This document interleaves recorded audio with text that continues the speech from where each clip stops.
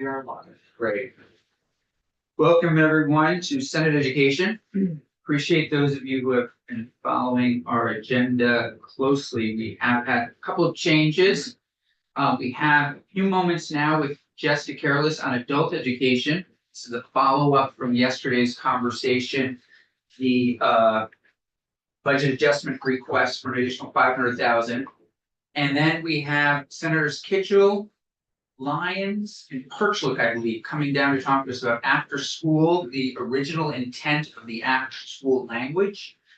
And then we have a couple of witnesses, then we'll shift to Senator Gulick's work on literacy and wrap it up with S-172, an act relating to the rights of children who are part of hearing, deaf, or deafblind. So, Mr. Careless, really appreciate you being here.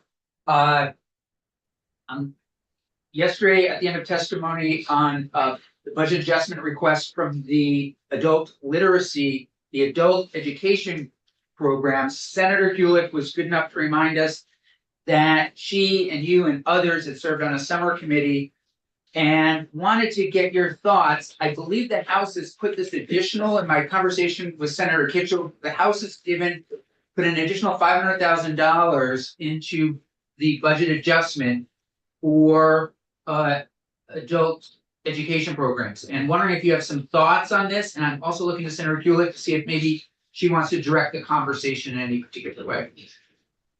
But the floor is yours. Sure.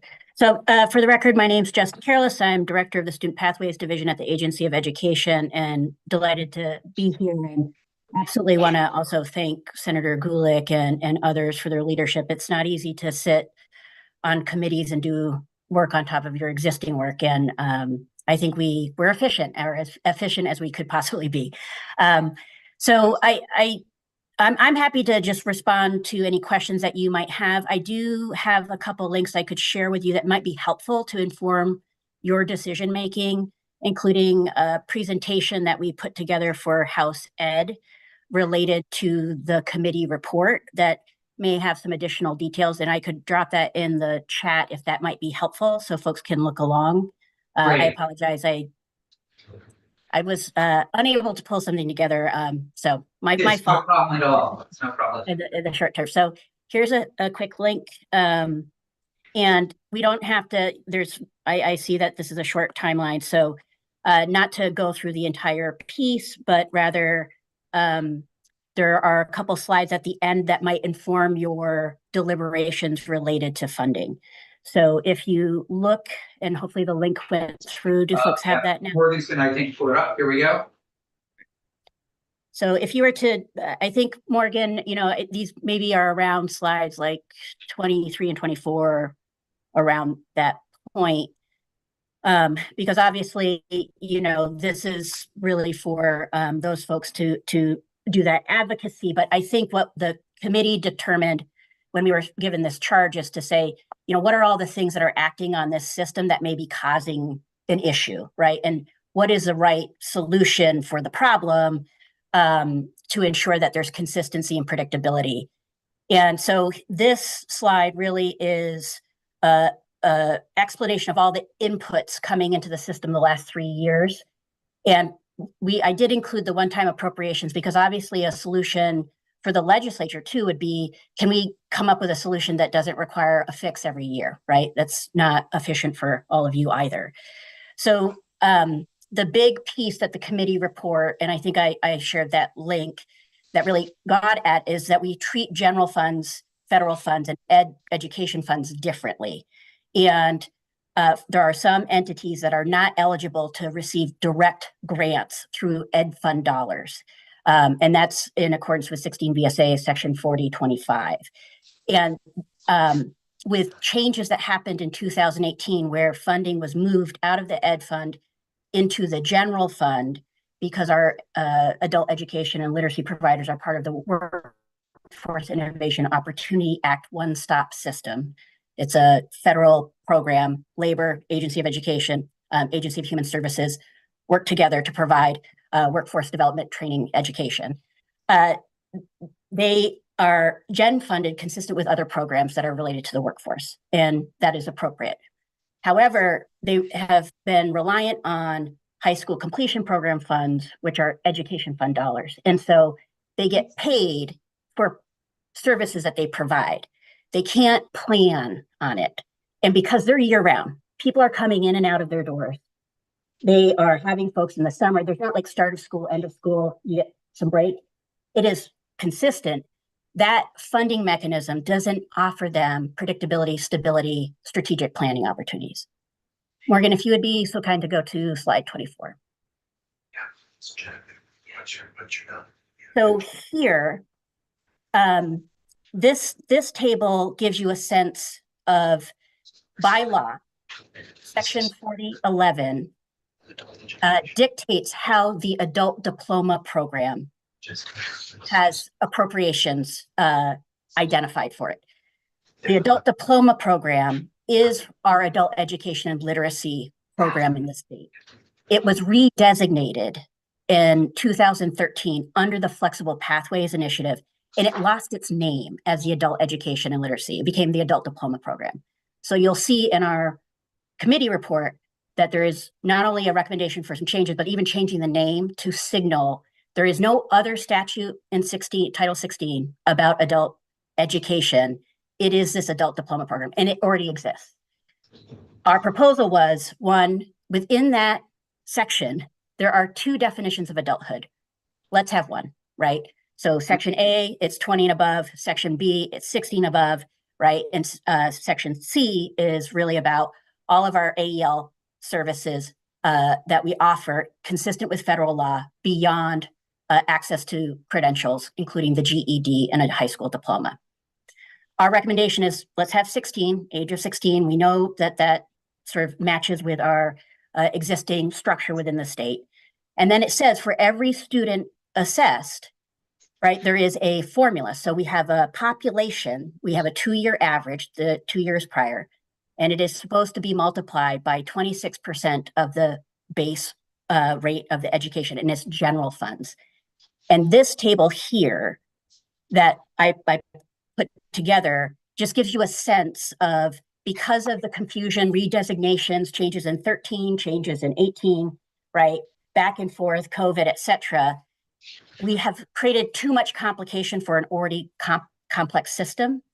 And we have, I think the AEL providers have sort of suffered the consequence of that because there's just so many inputs and inconsistencies and complexity. And so the committee report really outlines just streamlining so that, like most other programs, we have a granting process. We don't have 4 different grant agreements. We can maybe take it down to 2. And we don't have a complicated reimbursement process that has line staff at the local level, like doing invoicing and reconciliation. My staff doing invoicing and reconciliation and really focusing on adult learning outcomes. How do we improve quality? How can we, improve assessment and living outcomes and wraparound services? So this table gives you a sense of, if we were to look at what they were provided, and then if we had followed the calculation in accordance with what's being proposed, what should have been received and where there was shortfall. And I know that's a lot of words, but that's my first summary, and then maybe questions might get at what you're wondering. You only have about a minute for questions. Does anybody have any burning questions right now, please? So just a procedural question. It's great timing. Is there any chance we can have Jess testify in the next topic as well, given her role with after school program? Unfortunately, she is not available. We do have somebody from the AOB here to talk about it. Please. So in short, are you in favor of the ask of the after school sorry, I'm getting a I know I keep saying the adult education. thank you, adult education. Yeah, I would say this. It's kind of hard for me to. I'm not in an advocacy position. What I can affirm is that when I look at these numbers, I don't see a huge disconnect between what they have surfaced and what we're seeing, right? But you guys are taking into account all sorts of other issues, but I think that this table may be a good resource and reference for you. Thank you. Thanks for that final question. Very helpful. Final questions? Final questions? Thanks, Mr. Careless. We know, I understand you have the day of all days today, so good luck wrapping it all up, and thanks for doing what you're doing. Great, thank you. Bye-bye. Senator Kitchell, please. Senator Persley, would you like to fill up the chair? Yes, I'm. Yeah, I fine mean, it if, would be, no, please, please. I mean, we are together all day. I- I just couldn't part of it. Senator Persley, please, I feel better. if Bring you your were chair here. right up. It's all about how you feel. Sure. Yeah. Oh, yes, thank you. You want to come to chair? Well, that's better than that metal Yeah. one, which is kind of old. Thank you very much for coming in. I know there has been a lot of hall chatter, if you will, around after-school and summer learning grant programs. And I think what we're trying to understand, and this is the first day we've talked about it, it has to do with the original intent of this program and the language in it, what it's intended to do, who it's intended to serve. And so any information you can provide would be, Well, why don't Very I start, Thank you. Jane Kitchell, Senate Appropriations. sorry, And Jane has, okay, you don't have testimony, do you? what? Do you have written? No, I No, don't. no, this is yourself. No, I'm just getting lots and lots of emails, but I thought it would be very helpful because really what we're doing is going back to the passage of the cannabis bill in 2020. That bill, of course, had a torturous process through here, and went through a number of iterations before something was finally passed. Obviously was concerned about the health issues, they were also concerned about societal issues, particularly youth issues.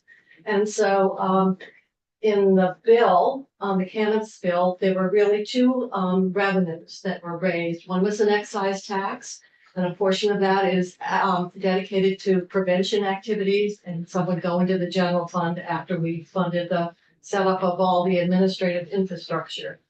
There was a second tax, which was a sales tax that was put in place and specifically allocated for after-school and summer programs.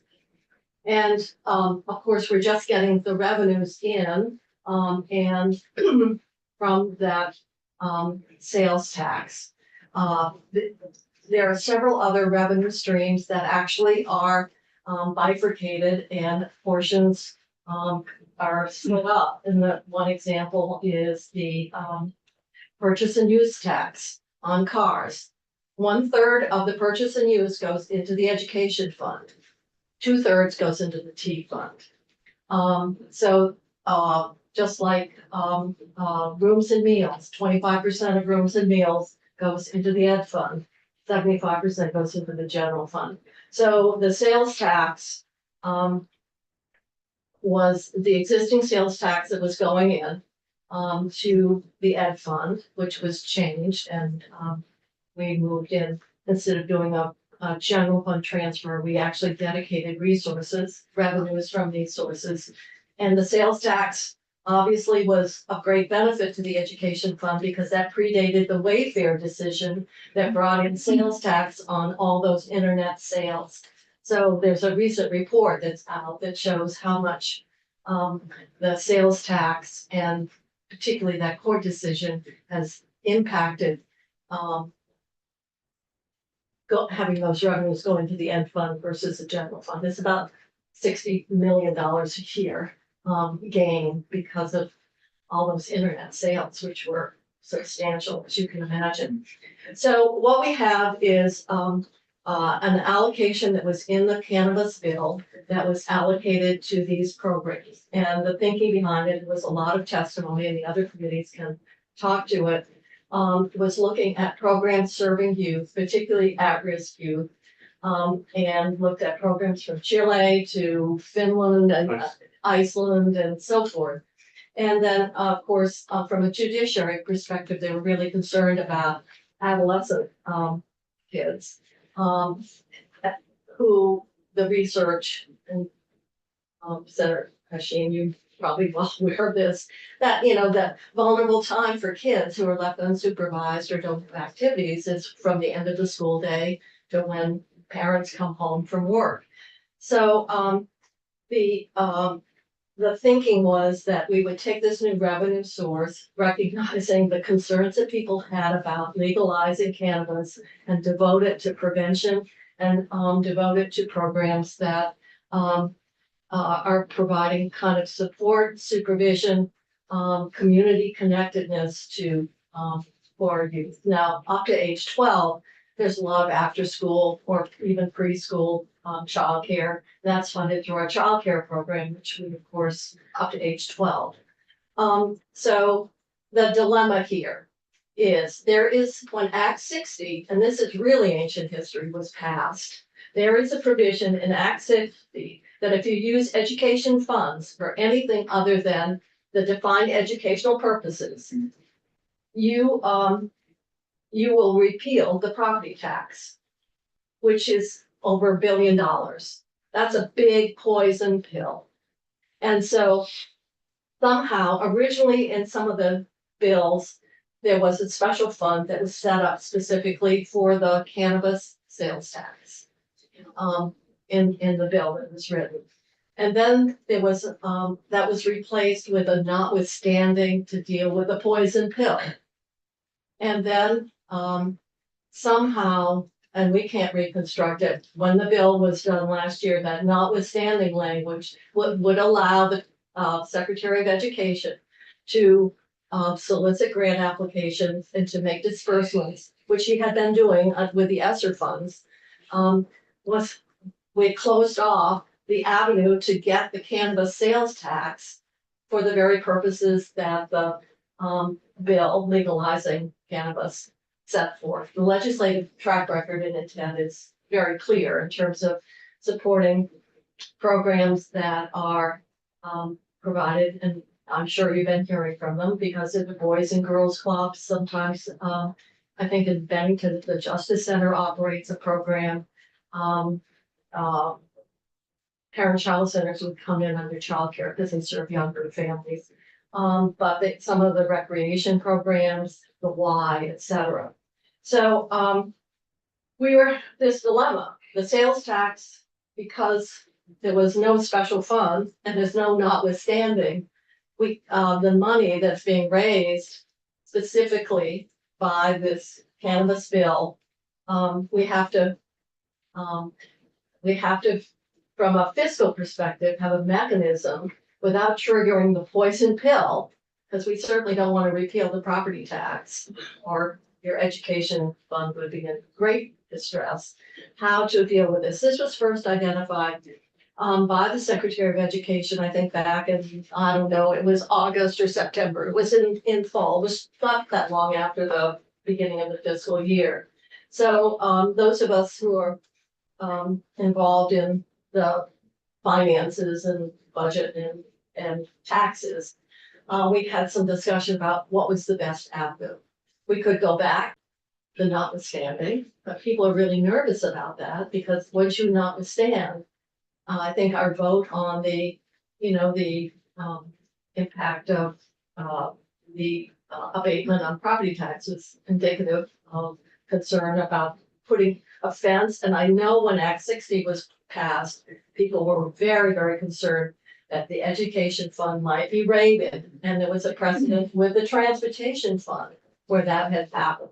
So they put in the poison pill. So we had a lot of discussion about how do we get the money available to support the public policy. And many of these programs have been getting money through AOE, through the ESSER process. And our thought was it was better not to withstand the poison pill because of if you open the door once sometimes, but in this case, it was a dedicated revenue that ended up being deposited there in the absence.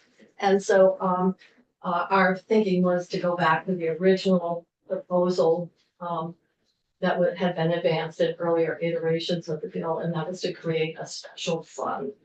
And that then didn't get into the Act 60 concerns about the revenues in general, and particularly the property tax, somehow being siphoned off to support other governmental functions and budgets. So that's the history of where we are. Now, I know that there has been, and the other thing is, it's very clear that it would be for grant programs to start or expand. programs after the end of the school day. Some of them, particularly for younger kids under grade 4, a lot of the adolescent kids really, well, some of them aren't even in school, to be honest. If they're 16, some of them that are benefiting with the program. So it was very clearly it would be a hybrid program or mixed delivery system where we would use and many schools do operate, particularly for oftentimes they're graded school. And then so we've gotten communication from King Street. I think they have a very big program for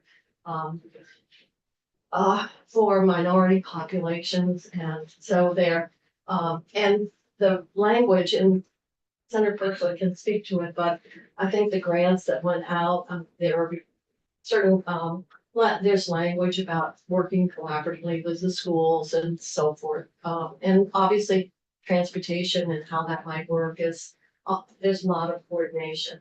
So the thinking was that we would keep that same grant application process, AOE, but deal with the fact that got the money freed up so that they could do the grants. Now, the other part is the grants are to be directed particularly to underserved areas. So there's some conditions under which they go out. And then the other concern I gather that's been raised, and we'll be talking about some language that makes it clear around the legal protections that they can have as it might relate to discrimination or practices that have arisen. But from a fiscal perspective, that's why we're doing what we're doing in terms of Act 60 statutory constraints, the intent behind the cannabis bill, and the imposition of both an excise tax and a sales tax on that particular item.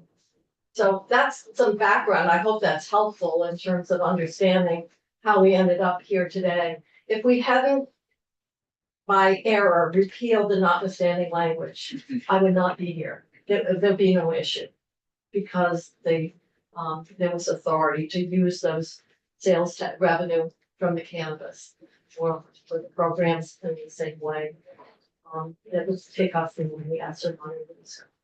So, Andy, I know you co-chaired the task force, and so if anything I haven't covered in terms of the thinking or I would just say, history. Chair's permission, the only thing I'd say, when the task force was created, because the cannabis money was there was some concern about exactly how would that get to after school? Could that be rated?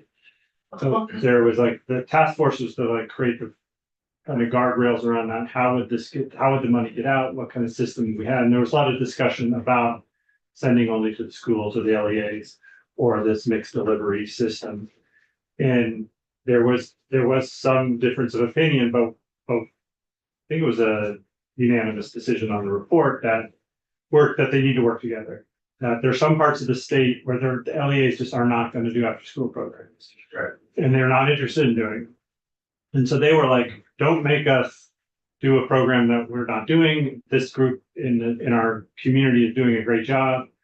But we didn't want to separate them entirely. So we wanted to make sure that any after school program in those areas was partnering with the LEAs, that they were working with them, sharing information, talking about transportation. Sometimes you would need to share student information if they have a disability or allergies, those kind of things. So there had to be a connection. So it was clear from that report in our discussions there that some places the schools are doing it after school, and we started calling out of school because sometimes it's on vacation days over the summer, other things like that, just whenever the parents aren't providing the care.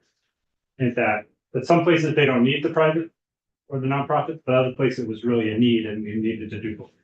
Senator Sheen. Thanks for testifying. I appreciate it. You just mentioned LEAs not being interested in handling these programs. I was wondering which LEA did you hear from, and where can we hear that better? Yeah, I got to go back and look at the proceeding from the task force, but that's my memory that in some areas of the state, that very small, like elementary school LEAs that don't have the staff to even apply for the grant. They were like, if the money is gonna come to this entity in our community that's offering it, they were like, this is working great, the way that's being done. That's. So if we could probably find those entities. And I think maybe the agency can speak to that, because that was part of the concern that, that not all LEAs want to take it on. Also, it's a fixed pot of money. So there are competitive grants and you have to determine what, is underserved, and you have to look at what's being proposed and link it up, because ultimately this would tie into the need of the youth population in that particular region as well. So I think in doing it, our thought was that the AOE agency taking on that administrative responsibility, just to continue what had been put in place, only the difference was no longer ESSER money.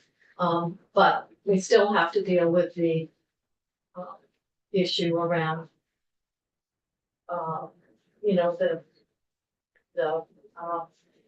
Grant. the non-LEA Okay.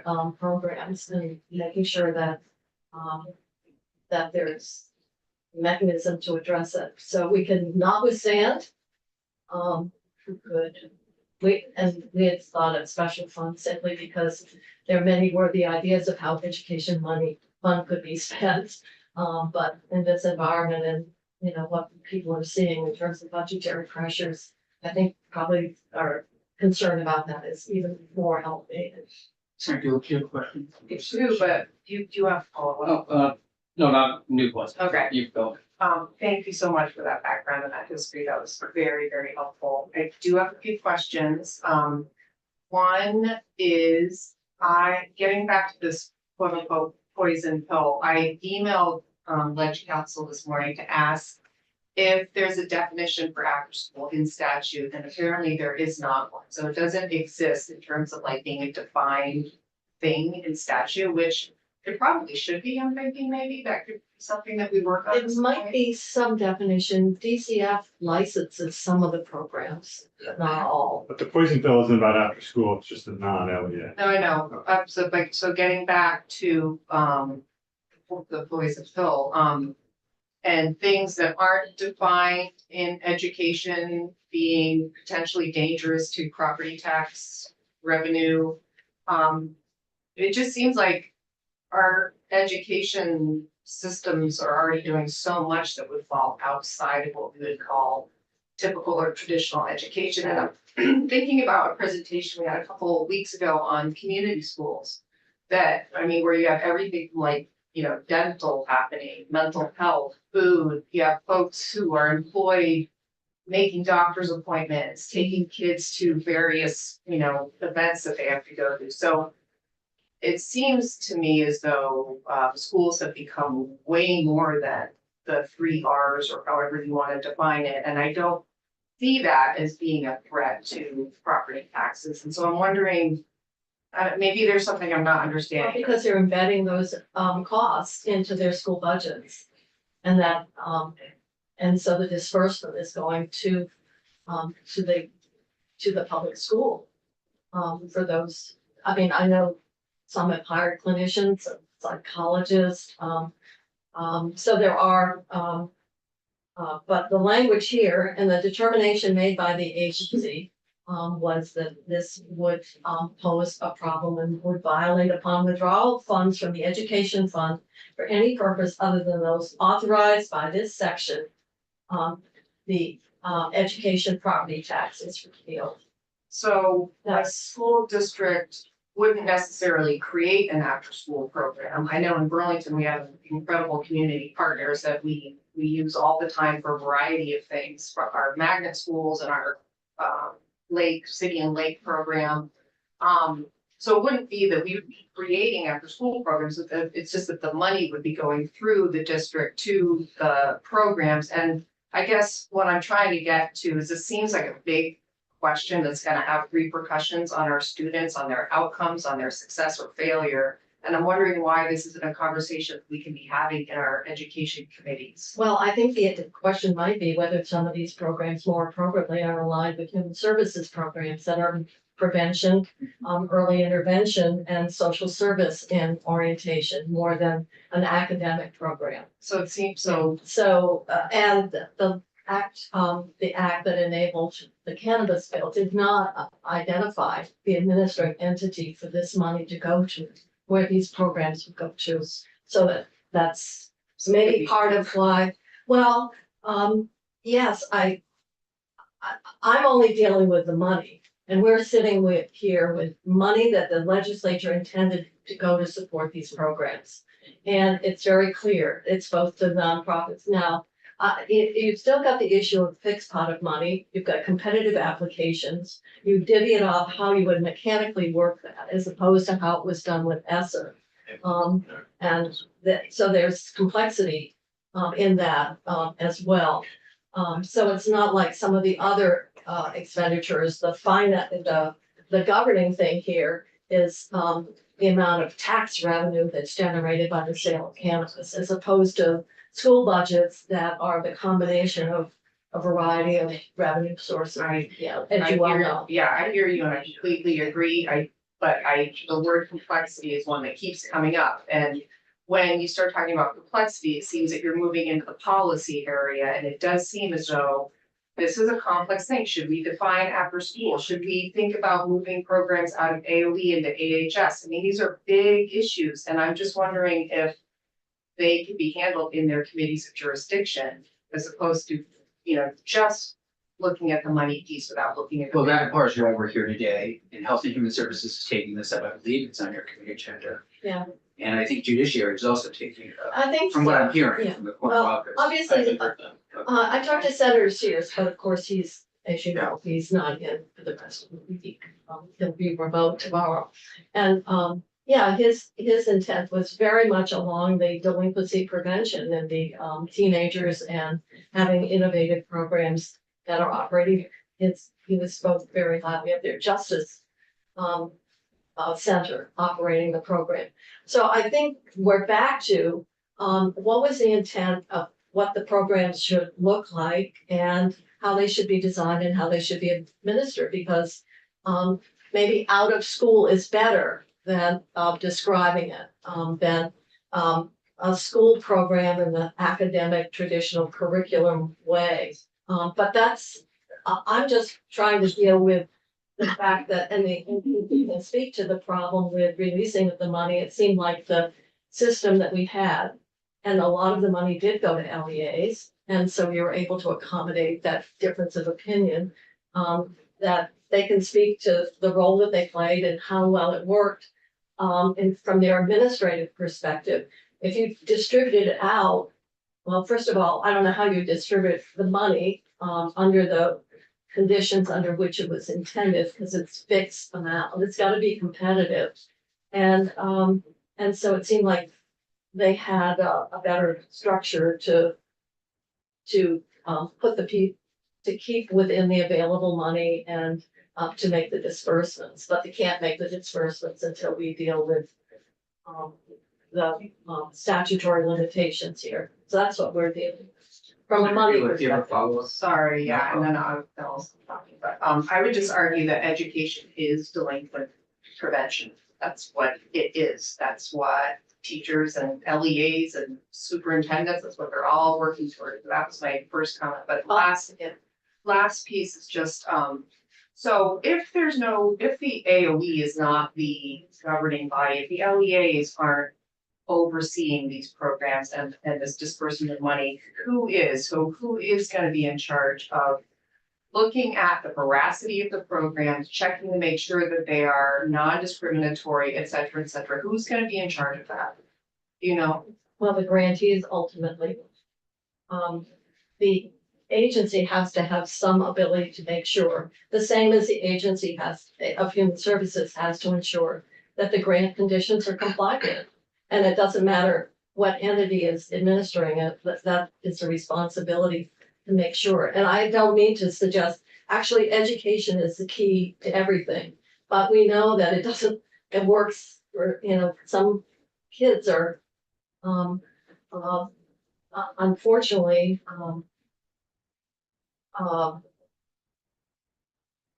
in home situations and community situations where having that safe place to go and supervision and activities and so forth is really important to their well-being. And so that got into more of the social service arena, and they intersect. There's no right line here, and hopefully they can be made complementary. And I would hope that the language in the grants promote that sense. And I think, we've heard from some of it, and you can hear from some of the program operators in terms of how they see it. And of course, they all come with their board of directors and maybe putting in additional resources to support programs as well. So there's a connection there. So I'm only saying, we put forth the revenue and we've got it in a box and we've got to figure out a way to fulfill the intent here. And so that's the issue from the budgetary perspective. It's on our sheet. So I'm generally confused. So I'd like to ask some clarifying questions. The fixed pot of money that you've described, where does that pot of money exist right now? Because we didn't create a special fund and it's a sales tax, the tax department just automatically deposited into the education fund. Okay. But you can't spend it for education fund because it's allocated specifically for for out of school programs. Maybe that's a better way of describing it, out of school programs. So the revenue, and I think this year, I didn't bring the chart, but I think it's at 8 million or so we were estimating, do you remember? Of revenues, because we're just starting up. Okay. So is the problem that's being presented that after-school programs are not considered education and therefore it shouldn't come from the education fund? I think It's just that when you take money from the education fund and give it to a non-LEA, that's by kind of default that it's a non-LEA saying it's not an education fund, so therefore it hits this criteria saying that you're using education money for a non-educational purpose, and so therefore you would have to. Because it's outside that So pre-K through 12 system. I guess for comparison's sake, because I'm trying to understand this poison pill piece. So universal school meals, school construction, they're all coming out of the education fund. Why? Because they're all going into public schools. Okay. Or to pay tuition, So so they're going into the LEA. So for universal school meals, if money is going to farmers that are not public entities, how does that not, Yeah, how does the same rule not apply? I think the rule would apply if we took that money and gave it to a farmer and the farmer had the students come to the farm after school and get served a meal and then we paid the farmer per meal. I think then people would say that you were in violation of that within bill. Okay, thank you. I think So, that's I think that's it. That's because obviously schools are paying the oil dealer, they're paying, the plowing, they're paying sometimes a contract. Well, you don't even have to under the law, but buses, have to provide transportation, but most schools do. So it's a matter of the where the money flows out of the ed fund. Direct, not knowing, obviously, then LEAs are spending, wide. so are non-LEAs currently receiving any money for their after-school programs? This money is on hold. They got money from ESSER.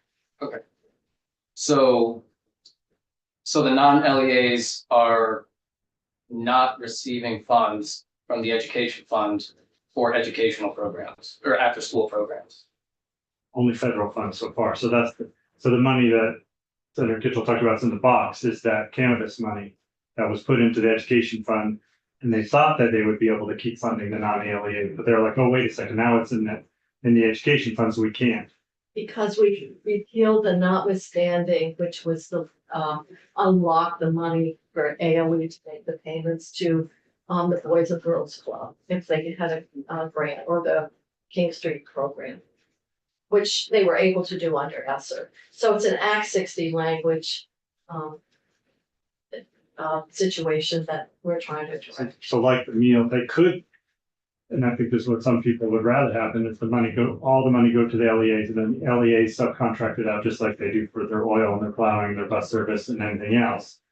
And they would contract to the providers. You could do that way and keep it within the education fund.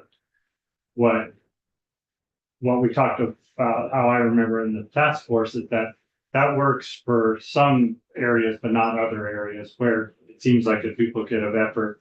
Or AOE could just grant it to the service provider in the town, but they're saying, no, you take Barton Elementary School, have to take the grant, and then you have to do an RFP, and then you have to grant it out to the same one that we could just grant it to. And this is a small elementary school without a lot of staff. They would rather just have AOE do it, but AOE is prohibited because of this statutory language. I don't know if that helps. And then you've still got the issue of how you control it so that you're not making grants in excess of what you've got for cannabis tax revenue. So, it's complicated, to say the least. Sarah Gillick. Sorry, it's really my last comment. I would still, I know, I still think this is a larger conversation that should continue and should be placed in other committees. And I just want to say, we're in love with our local control here in Vermont, right? We love it. We talk about it all the time. Who knows the kids better than our school districts, better than our LEAs in the state of Vermont? We know our kids. We know how they will best be served in our communities. I just can't stress that enough, that the LEAs should be working in concert with these wonderful community programs, and that's how the money should flow. That's my opinion, and yeah. And I guess what we would hope that by requiring partnership, that's how you reach that. So it was just a policy decision whether you do it through the LEAs to grant it out, or you say to the community partners, you shall partner with the LEA to make sure you're communicating. And right now it has that, you shall partner with the LEA. Yeah, I don't know if it says Yeah. that language, but that Yeah, was the right. I intent, see. is that Okay. you shall work with them, share information. And then that's how they make that, how the LEA that knows the kids says, okay, make sure this child has this need, this child has this need, because we're saying that they have to have that connection. So But theoretically, you could, AOE could say, we're gonna collect the grants, we're gonna have a group to evaluate them, we'll determine how we split up this fixed pot of money. And then we will give the money to the LEA who can make the payment. But that seems to be kind of adding more steps than simply the agency and whomever they have for grant reviewers, to simply say, we've got X amount, we've got more applications than we can support, which ones are gonna be supported, which ones are definitely in the underserved areas. So that's the other thing that's somewhat unique here is, we're dealing with dedicated revenue for a dedicated purpose with a finite amount of money, and conceivably more programs would, there would be more interest than maybe there's funds to support. I think complexity and oversight is important when it comes to taking care of kids. I think that should be number one. Oversight, complexity, whatever you want to call it, really, really important. I don't disagree at all, and certainly, that concern is far beyond the Agency of Education. If you look at the millions of dollars that are going out to community, organizations, for a variety of purposes, in the Agency of Human Services in particular, you've got that same issue, and that is, what are your grant requirements and, oversight and compliance? And, it doesn't matter whether it's public or private, we know we can have difficulties anyway, and so that oversight comes with it, particularly. And so that's why we have it, is sort of like, how do we unlock the box so that we can this is money, and there's some confusion that somehow this was money for the regular school programming. And I just have to Well, some of the emails and letters that I've got would say that we're basically raiding the education fund. The education fund is holding the money by default. That's what we've got here. And how do we, what's the best way to proceed? It begs the larger, obviously, when you're using public funds, what do we have for oversight? What do we have for quality control? What do we have for measurements in terms of, protection and so forth. So, those are all inherent. I'm just taking the fact that we repealed something in the budget and we've created the dilemma that we have. And if we hadn't had that, then I wouldn't be here saying, gotta figure out a way. And I'm a little nervous about notwithstanding, be honest, for all the reasons that we've talked The about. one good thing about confusion, because we get it in health and welfare too, is that it sometimes it invites a discussion, right? And it initiates change and evolution. So thank you. Senator Sheep, yeah, of course. I just want to make sure, I want to condense what the question or what the problem is, just to make sure I'm fully understanding it. The issue is that based on past testimony from LEAs who have said they don't want to manage this money, we have to find a way around that. Okay, so. Yeah. So then, in The two sentences, I still don't understand what the problem is. That we're trying to When say. the say. education, when the statewide education fund was created in Act 60 that moved it to a statewide property tax, there was great concern that somehow we, the legislature, would spend money that was actually being supported by property taxes. We would be raiding the ed fund. And there was, so that was the concern. And this is the language here is, that has the poison pill, but there's also the other language. So I can leave that here. And that might help. So what is happening is, we have current law that does not allow the money to be paid directly from the education fund to the nonprofit. Because it's in the education fund, it ended up there. Because we had moved all the other sales tax revenue back when we changed the financing of our education system. And I think it was 2018, we moved all the sales tax revenue that existed, which was prior to the cannabis sales tax. All that, 1/3 of the purchase and use, 25% of rooms and meals, all went into the education fund to fund our local education agencies. So they put a lockbox around what that education fund could be used, and it had to go to the LEAs.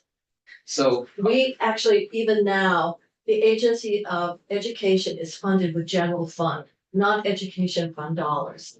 That's because there was so much concern about that statewide property tax and how it would be used in ways that kind of expanded and put greater burden on property tax. so even if an LEA wanted to right now, they can't partner with a nonprofit for after school Oh, service. we No. could.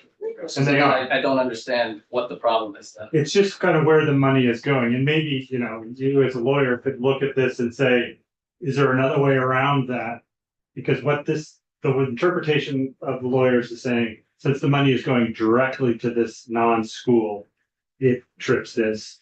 Even if it went to the school and the school gave it to them, that would be No problem. okay, but we can't go directly to this non-school. Right, and that's what I'm seeing, and I'm not seeing it as a problem. If the LEA wants to do this, they can. They So then, So the problem is that when we had federal money, the way AOE set up the out of school, after school programs was to give the money directly to non-schools. And so from the federal grants. yeah, Yes. from the federal grants. I don't know if there was any general fund. I think it was just all federal money. So that's the way they set it up. That's the way the kind of this mixed delivery model was kind of set up, saying LEAs, some places, non-LEAs in other places. So that's the way they set it up. That's the way the first rounds of grants were going out. But when then they got the federal money, they were like, oh, we were gonna do the same thing.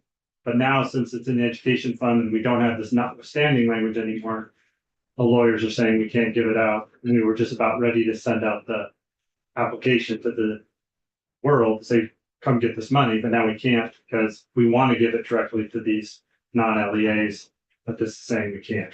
Okay. I hear that and I understand that. But, okay, thank you. There's two ways around it. One, which, and this is, I think, the policy discussion. One is, okay, then just give it to all the LEAs and let them give it out.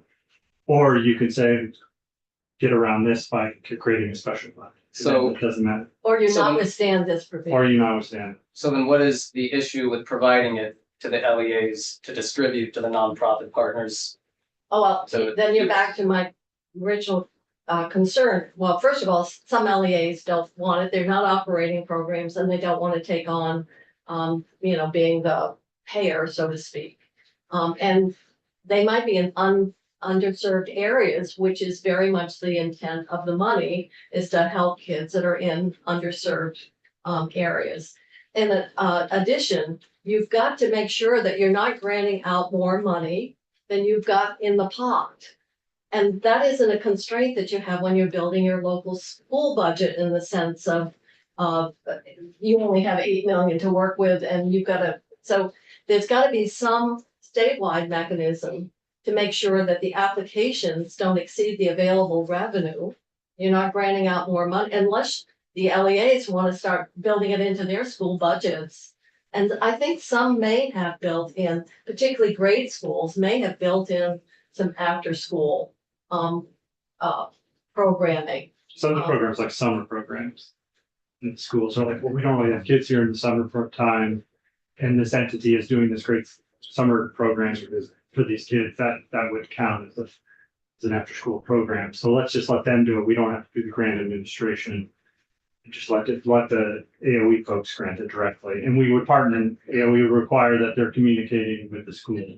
That was the way to make the connection to the school. I think maybe the Agency of Education can help speak to this from their perspective in terms of the administration, making sure that the grant requirements are uniform, that we don't overspend the money, that we've got a good way of evaluating where the money is flowing and is it truly going into underserved areas.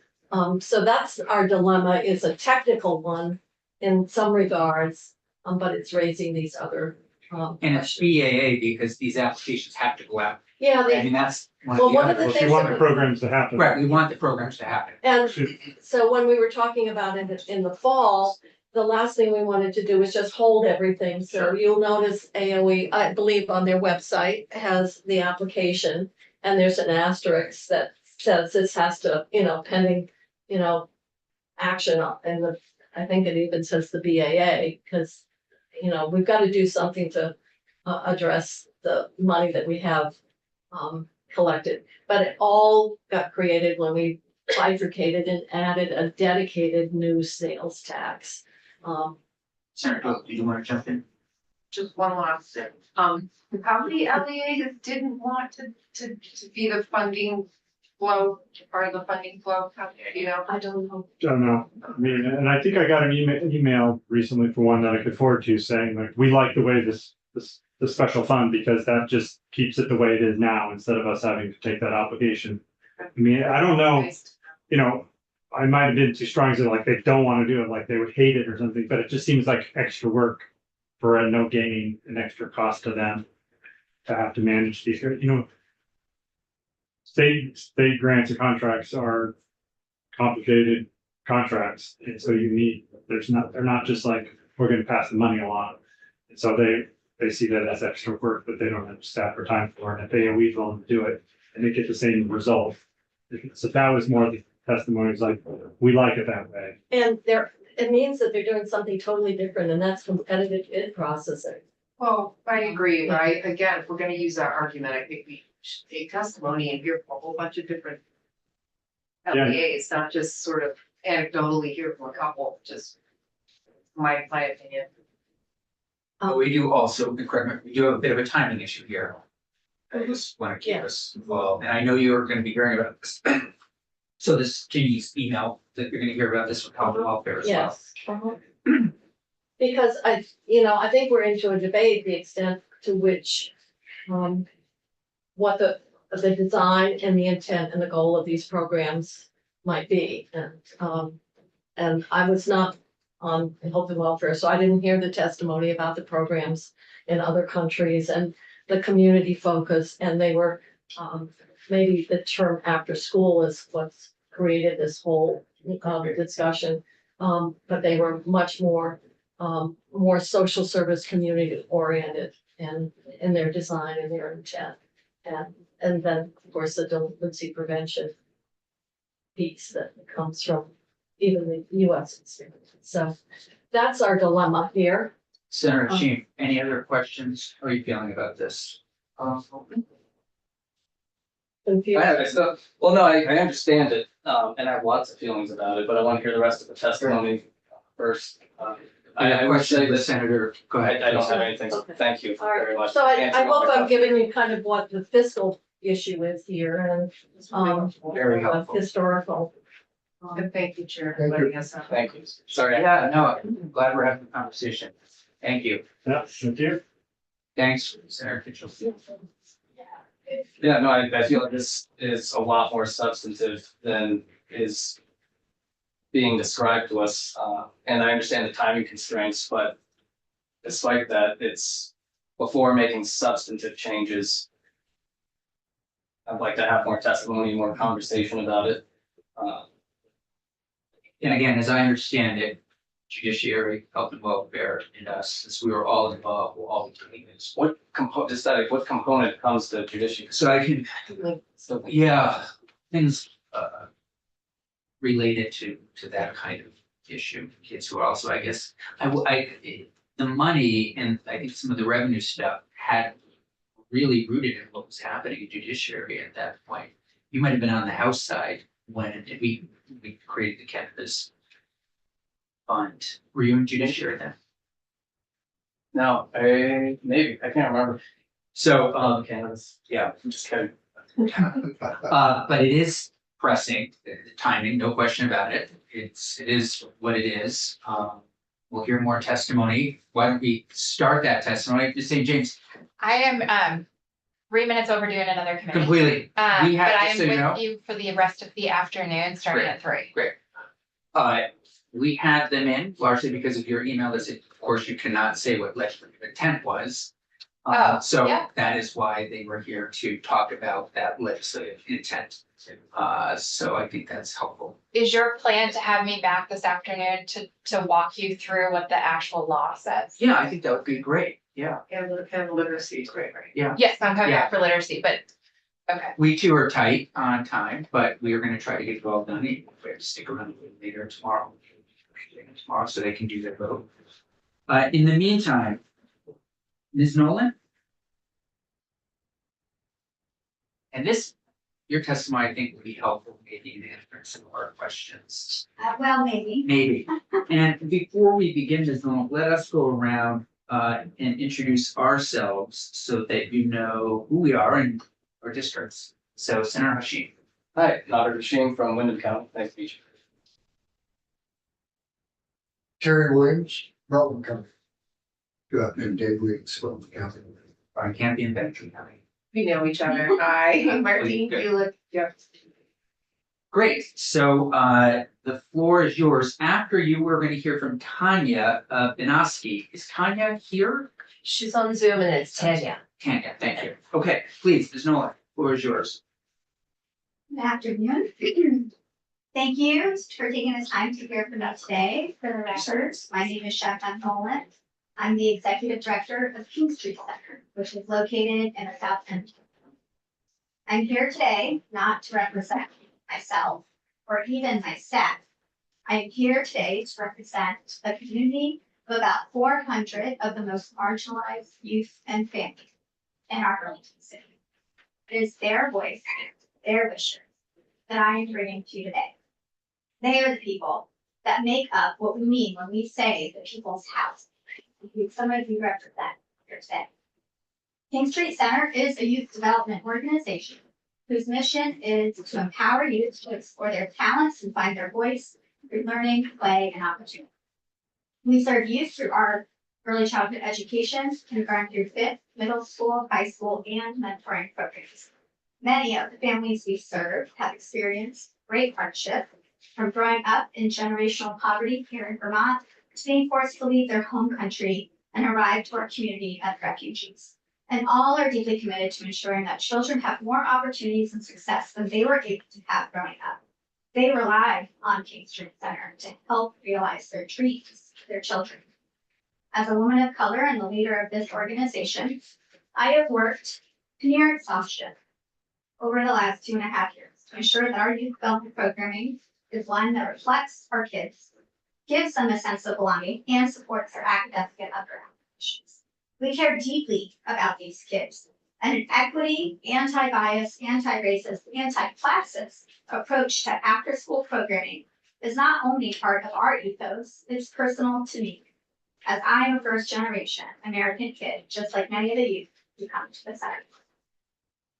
I am here to share how detrimental it would be for the population we are representing here today to carve nonprofits like ours out of receiving state grant dollars that in intent and in statute was meant to support communities like the one we serve. There's a lot of confusion right now about what this funding means, so I'd like to take the time to address them and share some information with you today. Third, there is a concern that the state cannot hold nonprofit or private after-school providers accountable for discrimination. I recognize this concern and I completely agree that there should be mechanisms in place to either avoid this and or hold programs accountable. I don't want kids harmed, and I'd like to believe that most Vermonters, especially those who are children, also don't want harmed. Think about the after-school programs in your own community. Those people are your friends, your family, your neighbors. Why do we assume the majority of them will discriminate? That isn't enough. It is important to know that there are already discrimination protections in place for programs like ours. Licensed after-school programs like King Street have regulations that cover anti-discrimination. A licensed program can risk that license if those regulations are not followed. And I have provided a link in my testimony so you can see the exact language of where the anti-discrimination regulation is. Programs like ours are high quality and shouldn't have to suffer the unintended consequences of few programs that are and should not be discriminating. Besides, if federal grants are government dollars, and they have been able to provide funding to nonprofits like ours, I believe there must be a way to make this work at the state level while also protecting kids from discrimination. 2, there are concerns that CCFAP, that's the subsidy dollars, went up in Act 76 and money was taken away from public schools, and thus Act 78 should not go to anyone but. School district after-school programs can also get CCFAP, to my understanding, if they're licensed to choose to opt into that system. If they don't get it, it's because they're making a choice not to opt in. The increase in the CCFAP money did not become away for districts. Third, there is a sentiment that nonprofits should just apply for more CCFAP money. And since they are getting that funding, they don't need this other money. CCFAP only goes through age 12, which means middle and high school after-school programs cannot access that money. Every dollar we spend and any other program in the state spends on offering academic and enrichment programs outside of school hours for that middle school and high school population is raised privately. The cannabis revenue source is the first state funding of this magnitude to be offered to serve our teen population. And honestly, teens desperately need as many options as possible right now out of school hours to engage in healthy and productive behaviors. The decision you make isn't just about after-school.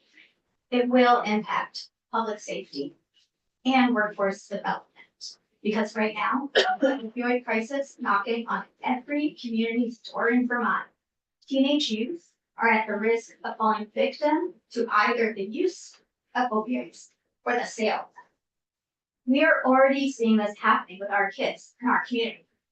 These kids do not have access to as many safe, positive spaces to go to outside of school hours as possible. I fear what the impact will be on them and on all of us. We want to expand programming for this population to respond to our community's needs. But to do so, we need more reliable funding. Fourth, nonprofit after-school providers offer a significant amount of programming in many communities. And if they went away, school districts would not be able to handle the students. In Burlington, for example, when you take into consideration Boys and Girls Club, Sarah Holbrook, YMCA, AALB, and King Street Center, we serve the majority of school-age children for after school, either using school space or our own spaces. In just the past month, we've had principals proactively reach out to us, asking if we can have additional sites because there are not enough slots in after-school programs that currently run. Many kids are on waiting lists, and this is not just true in Burlington. It is also true where I live in Montpelier. It's true across our state.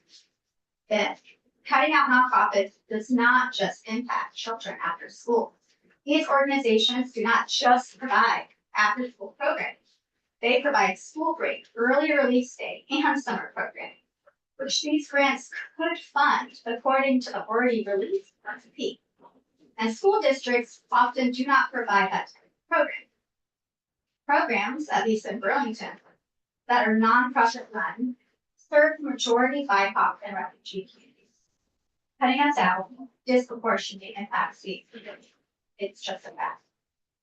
Second, there is a concern that this is just an attempt by the administration to privatize public schools. The nonprofits that serve Burlington youth partner exclusively with public schools, support these children, and are committed to our public school education system. We are not private schools, we are not charter schools. So it's not the same thing as regular school day discussions about privatization.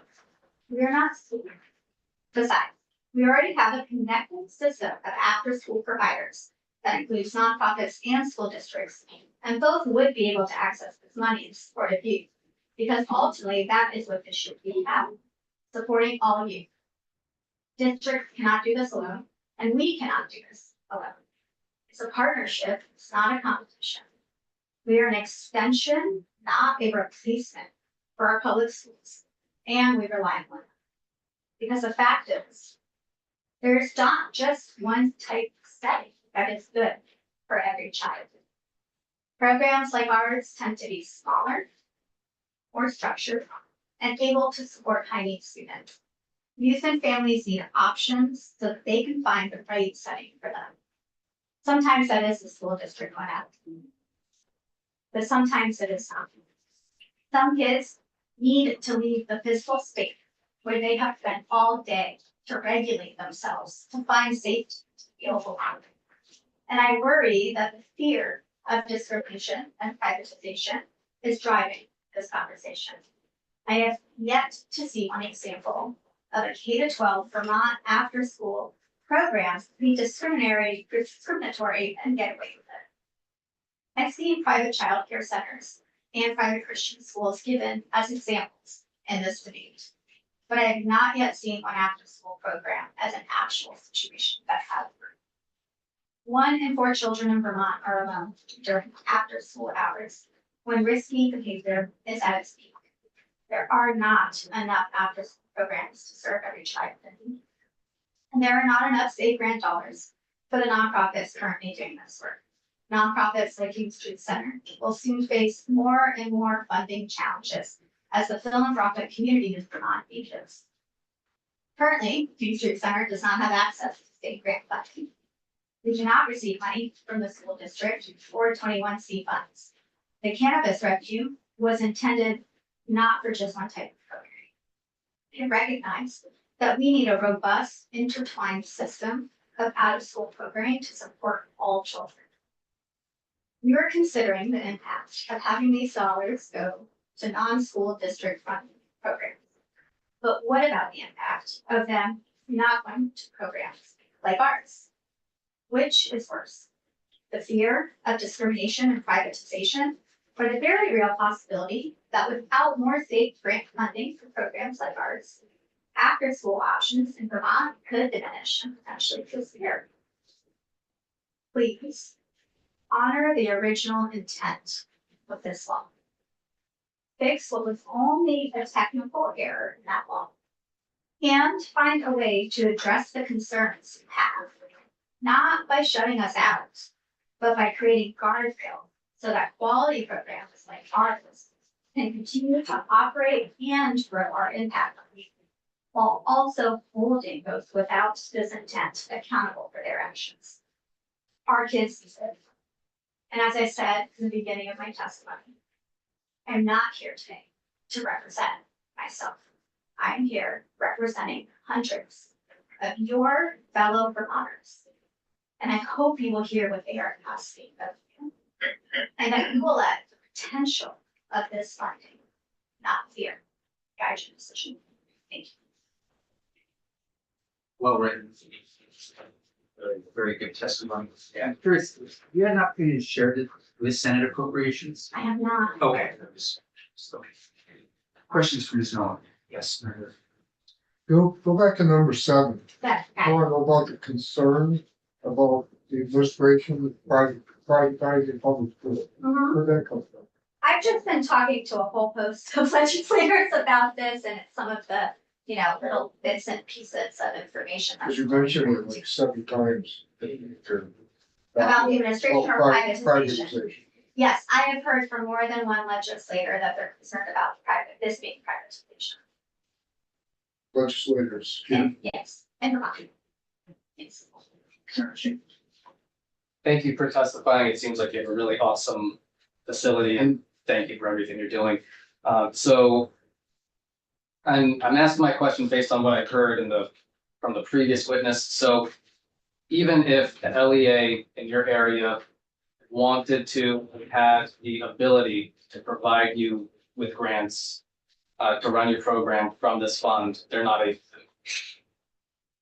So my understanding of what Senator Kitchell said was that if Burlington School District wanted to apply for the money and they wanted to partner with King Street, then yes, they could give that money to King Street.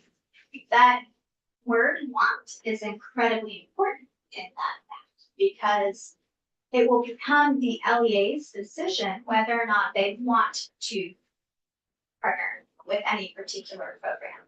And when you've got a lot of different programs in a community that are nonprofits, and you've got an LEA now being forced to choose which programs they're going to partner with, that creates a dynamic that we shouldn't, have with public schools and their private nonprofit programs. Got it. So if it goes to AOE, then will it just go to everybody or will it, I guess this would be a question for AOE, but I mean, it just kind of seems like if it goes from the LEA to AOE, then it's based on what AOE wants rather than the LEA.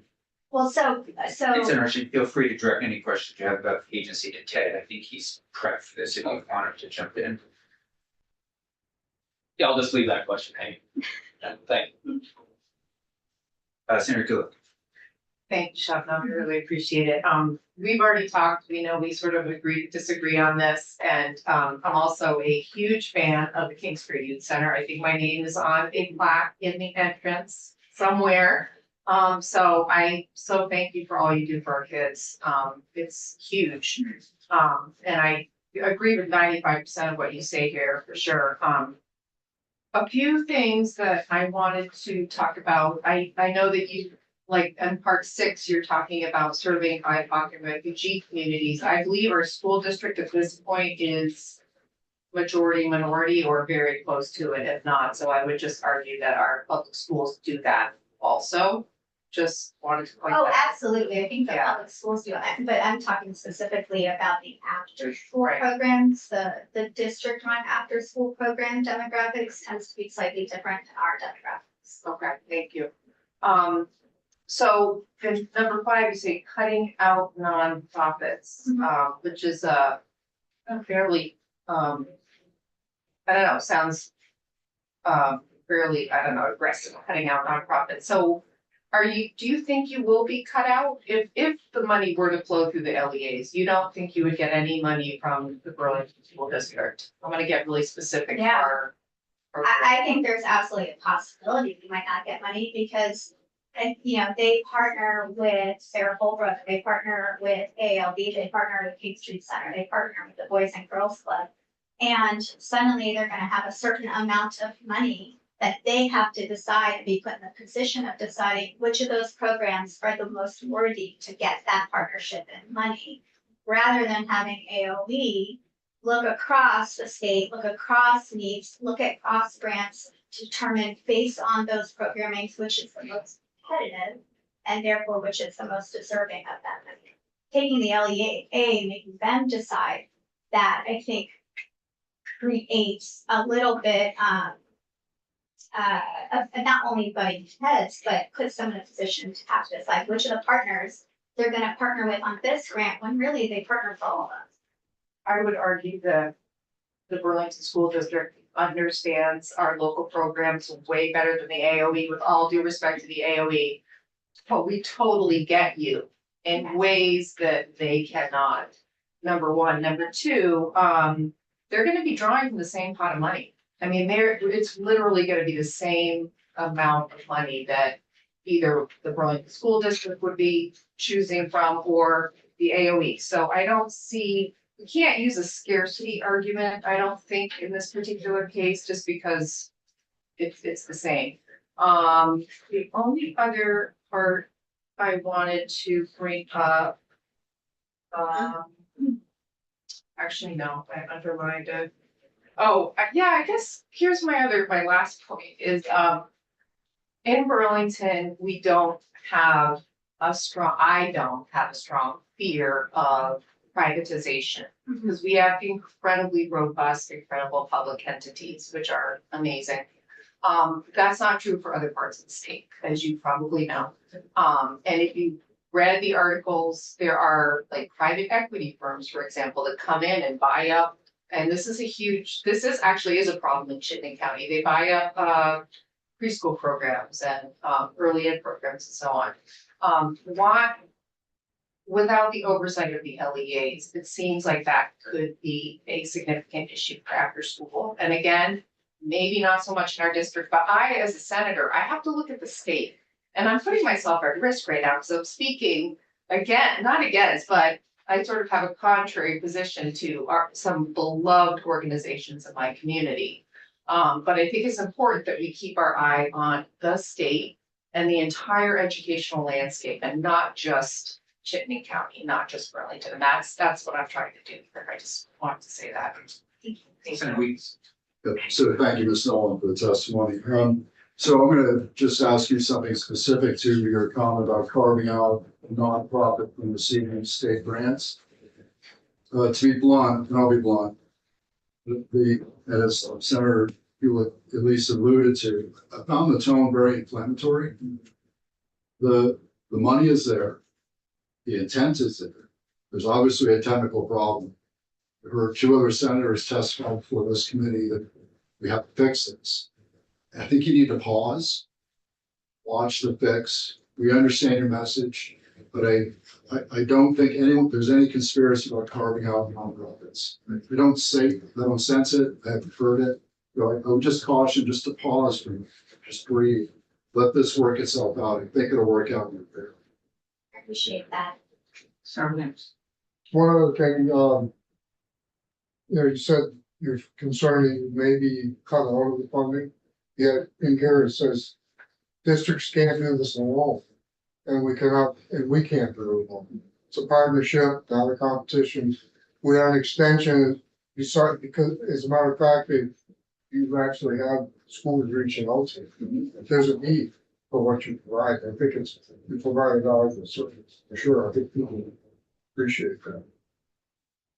So, thank you. Yeah, I think for me, I'm trying to figure things out, and maybe you can help me possibly trying to understand the benefit of going through the LEA. Maybe you're struggling with the same thing, or maybe I'm trying to find that piece out in all of this. Well, the only from my perspective, the only benefit is that the money gets out to the nonprofits without violating current legislation. It's like a short-term, at least short-term, elegant solution. Yeah. Lots of complications. There's no doubt about it, but at least there's a mechanism to do it if these partnerships can can work together and remain But stable. Kitchell opposes it because why? I don't even know. Oh, she firmly opposes it. I'm just trying to understand why, if it goes through the LEA. Kitchell and Andy obviously came forward and said that's not the way they want to deliver this money. They want to go through the Agency of Education. Can you tell me? For the record. Help me out a little bit, For the record, Fisher, Vermont Agency of Education. this poison pill and whatever. Indeed, I'm the agency's director of communications and legislative affairs. And I'm happy to join you if it'll be helpful. There seems like there's many questions for you. I'm happy to answer them.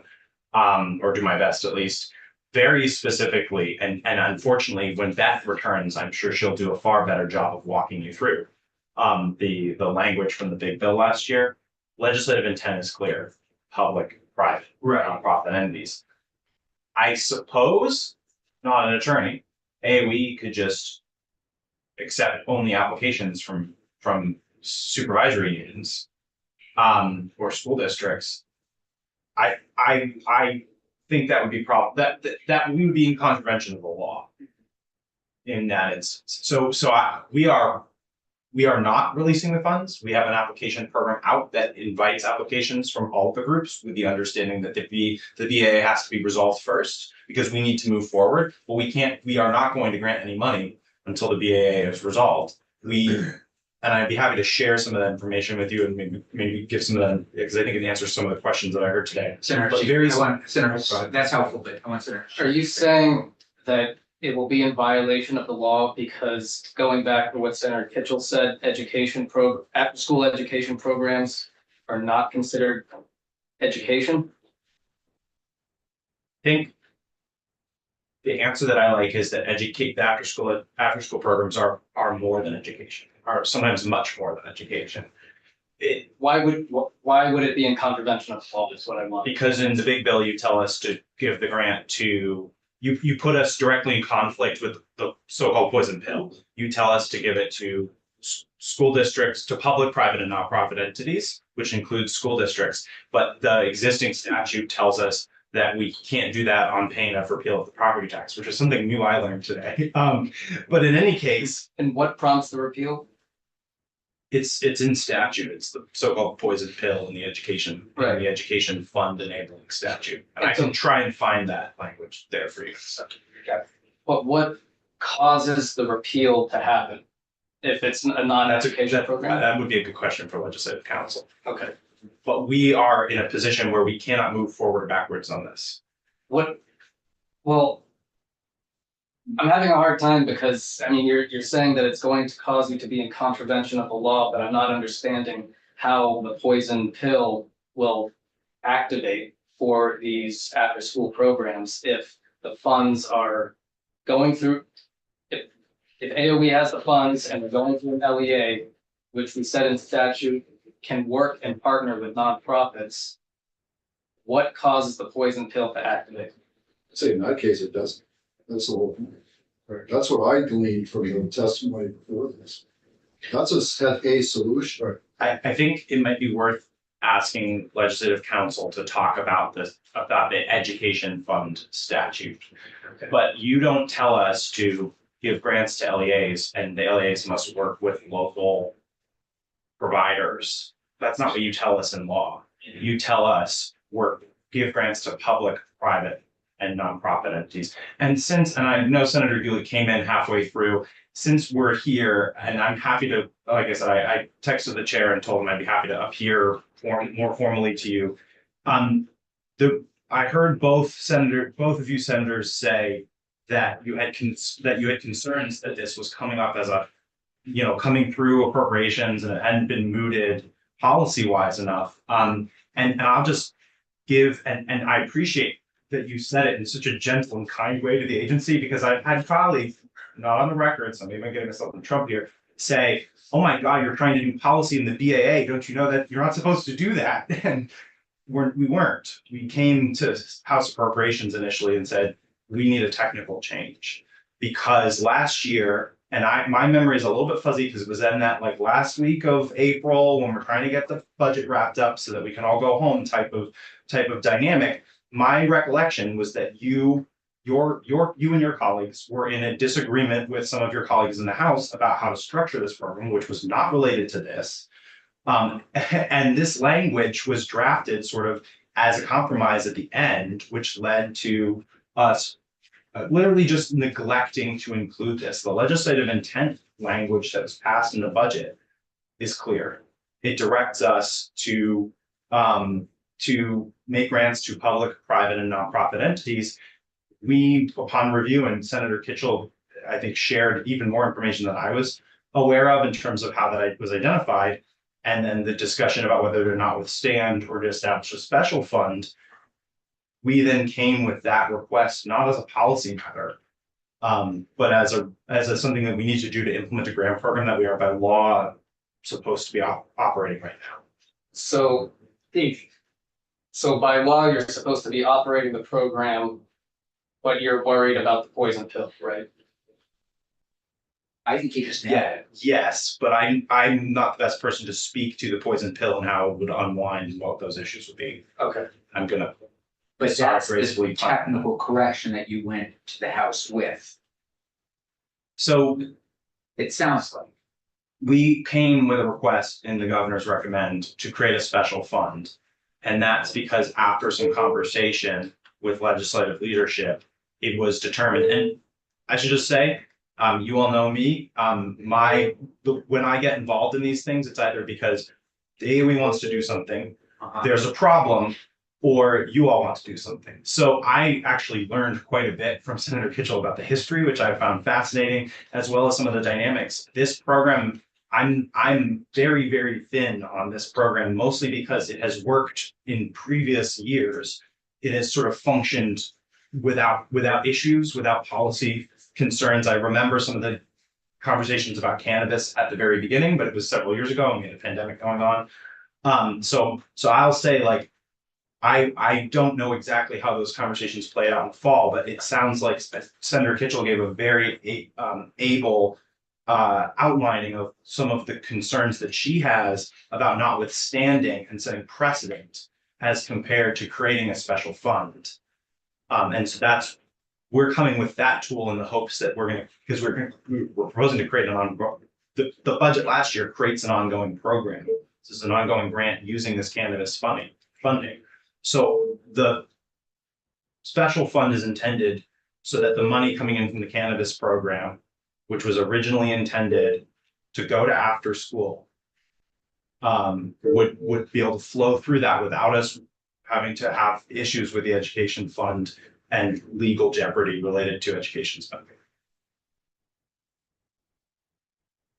I guess a better way to say that might be, when this program was initially established, it was not a let's give money to schools for after school. It's let's create a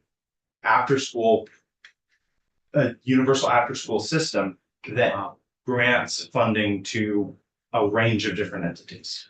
So the request is to create the special fund to avoid the poison pill? Yes. Okay. I haven't been using the term poison pill that much. I learned that information and that backstory history from Senator So Kitchell. if we establish that the poison pill won't in fact cause any legal jeopardy, then would you still need this special fund? If you establish. If through Ledge Council, through hearing more about how this I'm just gonna keep saying poison pill, if that's fine, but if we figure out and establish whether or not this poison pill is applicable to what you're describing.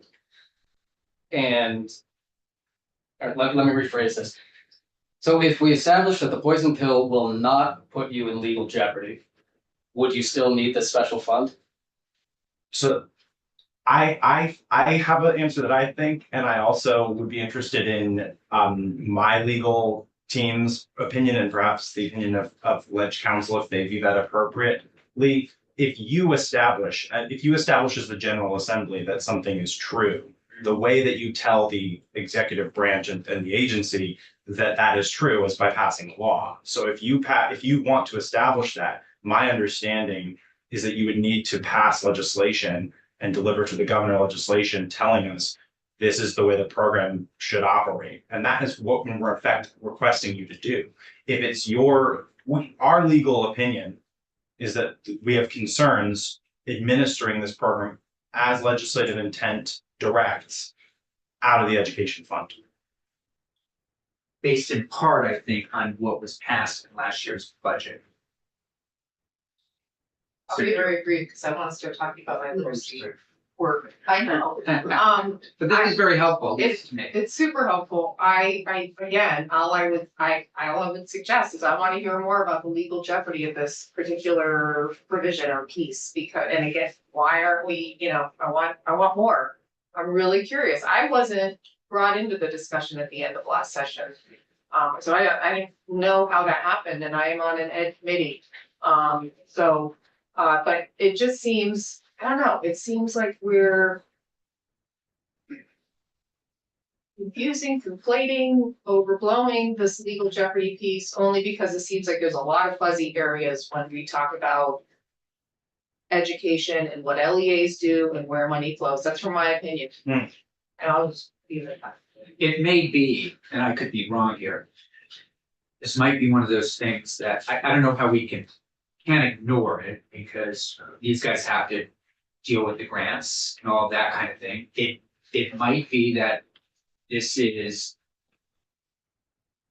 if the committee wants a lot more testimony, it might be that this has to go, I'm not saying it's going to, but this kind of goes as is and it's corrected in the big bill, if that's the committee's wish. I don't know. These are things I'm thinking about in terms of timing. I don't know. But there's also the idea of executive session. we're making changes along the way. Yeah. I wanna know if maybe we need to have your council committee caucus. I wanna know who said this is a legal issue. And why can't we take that money and put it in to pay down the education fund? To help the property tax. Yeah. Number one. That makes too much sense. If there's gonna be competition, your program sounds like a great program. And it sounds like you're gonna be much in demand. But we need to get the money to the entities, because schools can't provide it. And we do, just so you know, we have to hear from the Boys and Girls Club still before we get going. Yeah. Anything else? See what you're something wrong with it. That's okay, I enjoy The it. takeaway is there's conversation, okay? It's not like some dead issue. Yeah.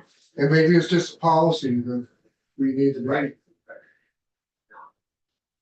Feel free to stick around. We have the Boys and Girls Club of Vermont here. Ms. Benoski. Yes. Sorry for the delay. I'm sure you've watched. This has been a lively conversation. Good conversation. You're the Boys and Girls Club of Vermont. You have how many spots in the state? So I am the executive director of the Boys and Girls Club of Burlington. I am Okay. also representing the Vermont Alliance of Boys and Girls Club. And Okay. in addition to Burlington, we are in Brattleboro, Rutland, and Bridgens. Okay, so we're all ears. Floor is yours. All right. Well, first, thank you, of course, Senator Campion, Senator Gulick, and members of the Senate Education Committee for this opportunity.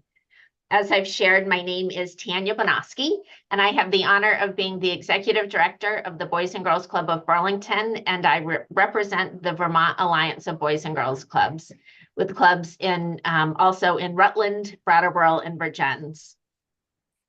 I am here today to share with you what I believe is both a pivotal and incredibly meaningful opportunity in time. Specifically, I'll discuss the benefits of out-of-school time programs, particularly Burlington, and I'll discuss the need of a special fund to administer grants to nonprofit organizations as part of Act 78 of 2023. So as I've said a couple times already, there are 4 Boys and Girls Clubs throughout the state of Vermont. We serve over 1,700 young people in ways that are very responsive to each local community. Our mission is to serve the kids who need us the most. The Rutland Club has an impressive 7 sites. Brattleboro has focused on very unique and innovative outdoor learning opportunities. and Virgins has excelled in meeting the most basic needs of their club members. Of course, it's the Burlington Club that I know the best, and so I'll share with you how we work, what we're proud of, and how we're funded. So we operate with a budget of $1.5 million. 85% of that is provided through fundraising from our local community.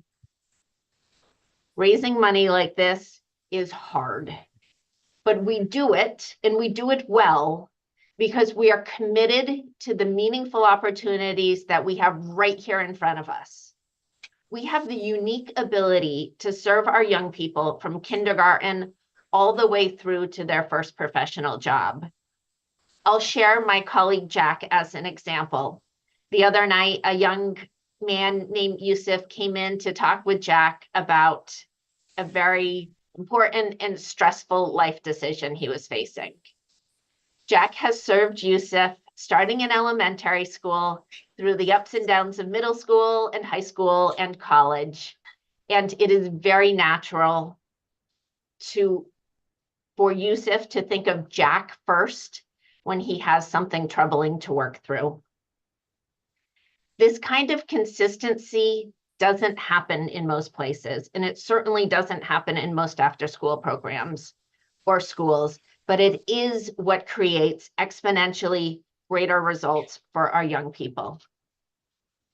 I'll also share with you a program that is innovative, and one of the most important things that we offer our children in Burlington. It's our Early Promise academic program. Now, the center of our mission always has been and always will be to provide a safe place with caring mentors to our young people. But 10 years ago, we realized that our kids were not living lives that were any better than the generations before them. And we had to acknowledge that we had entered into a time of the world where a high school education and a work ethic was not typically enough to build a path into the middle class. We decided that supporting kids as individuals in their education was the most important thing we could do to change the trajectory of their young lives. Our Early Promise program is not typical. It's reflective of a culture of innovation. We have 3 educators on our staff, and our goal is to help kids, again, as individuals, to build proficiencies so that they can graduate from high school with the ability to be successful in post-secondary education and ultimately to get a good job. When we founded this program, we had 0 kids who were consistently continuing education after high school. Right now, we have 35 young people studying on college campuses, and our program has over 25 graduates. 95% of them were first in family to attend college. One of the most important stories and meaningful interactions that I've had the pleasure of being part of is a young man named Earl. He's the 2nd college graduate from our Early Promise program. He started attending the club as a teenager, and no one in his family had ever attended college before, and he had automatically thought that it would never be for him. But in his own words, we spoke to him enough about college so that he eventually believed that it could be his path. We supported him as he was living in a tent in his mother's boyfriend's backyard. We supported him when he got a $1,000 lab fee and was on the floor crying, not sure how he could move a step further. But today, with help of the Boys and Girls Club and a lot of hard work, he is a certified behavioral analyst. He has a bachelor's degree in computer engineering and a master's degree in data analysis. And programs like this are only possible because we are nimble enough to do something that is outside the norm. And finally, our Burlington program and Boys and Girls Clubs in general are responsive to the needs of our young people. We are embedded in our community. We are able to center the needs of our young people, both today and in the future. When we have decisions to make, we can make them efficiently within our own 4 walls. When I started here at the Boys and Girls Club, a large portion of our funding came from a small number of funders who required, of course, that we meet the goals they set for us. We were spending all of our time centering their needs, not the needs of our kids. There was also a significant administrative burden. And I've learned through experience that the source of funding, the requirements of it, have a direct impact on the work that can be done. The more nimble the funding and the closer it is to the people being served, the better chance that it will actually create greater life outcomes. So I'll conclude by sharing with what I started with. I believe that we are in a pivotal, but potentially very meaningful point in time. Kids are in crisis.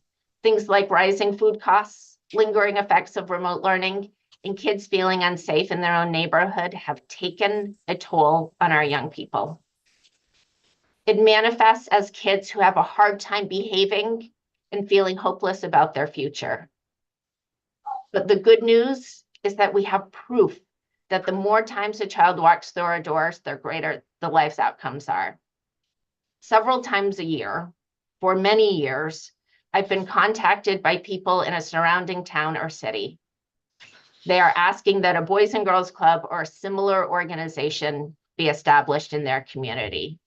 They may or may not already have quality care in their community, but either way, they want more.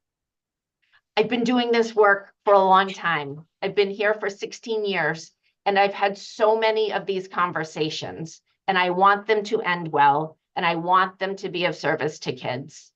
But 100% of the time, the effort breaks down around funding.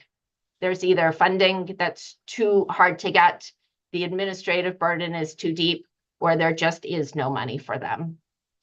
And that is why I think we are in such a potentially meaningful time.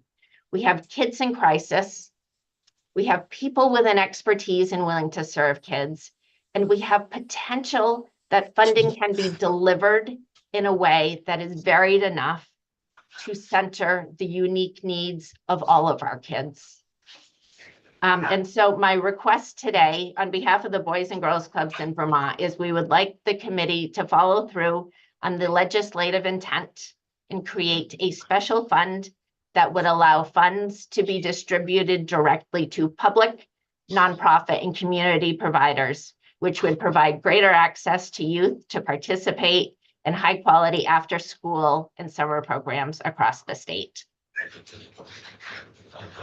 Committee, any questions? Knowing I'm hoping to give you a 5-minute break before we move into literacy. We do have to move at 4 because we have not, it's not only extremely important, but we have paid our translators, our deaf and hearing translators. So we are going to stick to the calendar schedule. Mine's a yes, no question, Yeah, so please. easy.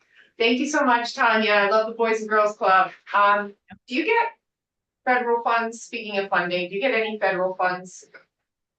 We get, yes, we do. We get a competitive grant from, it's an OJJDP grant, competitive process through Boys and Girls Clubs of America. Thank you. Anything else? Okay, we're going to take a, thank you very much. That was very helpful. I appreciate it. We're going to continue this conversation, but not today. Okay. We are going to now take a break, and then we're going to shift to literacy, which we only have about 30 minutes to do. And then we will move on to S-172. We return